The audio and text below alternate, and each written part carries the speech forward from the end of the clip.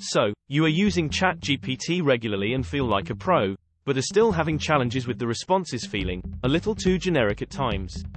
What if you could get tailor-made responses that speak to your individual needs? Keep watching this PromptlyAI video to learn how. And as a bonus, if you watch this video right to the end, you will learn about how to input context and designate output criteria. Let's start looking at our first example. I created a persona named Alex. Alex is an adventure lover and she is looking for some travel inspiration. As you can see, I've input the Alex persona's contextual data in the top box. Let's call that box C, or the context box.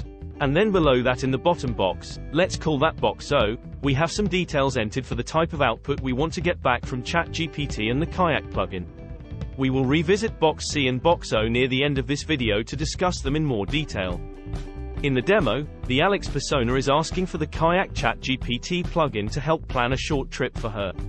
If you remember from the custom instruction information in box C for Alex, her likes include traveling, outdoor activities, and being an adrenaline junkie. Her dislikes, also listed in box C, include wasting time, boring tours, and sitting on the beach doing nothing. Alex is a traveler that likes to stay busy and really enjoys activities that raise her pulse. ChatGPT and the Kayak plugin use these likes and dislikes when answering the prompts from the persona because they are entered into the context box in the custom instructions section. In our upcoming demo, I'll show you what this same process looks like without that information being entered. If you look close, I intentionally did not provide a lot of information when ChatGPT and the Kayak plugin asked me for clarification because I wanted to see how much it would pull from the custom instructions before an error came up.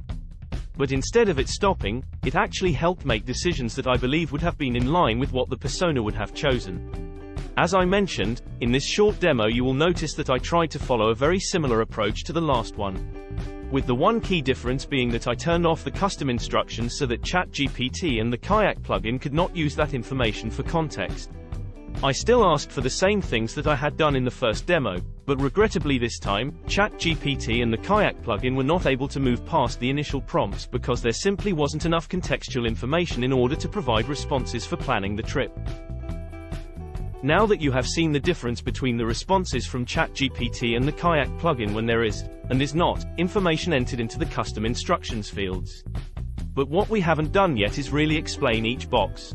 I didn't see actual names on the fields for custom instructions, so I went with easy to remember naming scheme as to what you might enter in each. Box C, or the context box, you should enter anything pertinent to what you need ChatGPT and or the plugins you are using to remember. Examples can be name, age, location, gender, likes, dislikes, profession, goals, etc. For this video I wanted to keep the examples fairly straightforward, but you can get really specific and granular with the context box if needed. Now we are going to look at box O, or the output box, to wrap up today's episode. Box O is asking you as the user how you would like ChatGPT and or any plugins you may be using to respond and what the style of output you would like. Some examples that you could input into this box include tone, response length, response word choice or style, whether you want to be addressed in a professional manner or a more casual manner, whether you want ChatGPT to make assumptions, or seek clarification first before responding, etc. Both fields have a 1500 character limit at the time of this recording, so you are really able to provide as much or as little custom information as you like. Test out different ideas and combination to see how they will work for you.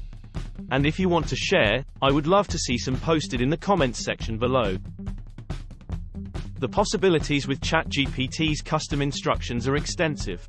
Whether it's for business, study, travel, or just for curiosity, you have the power to get exactly what you want based on the information provided in box C and box O.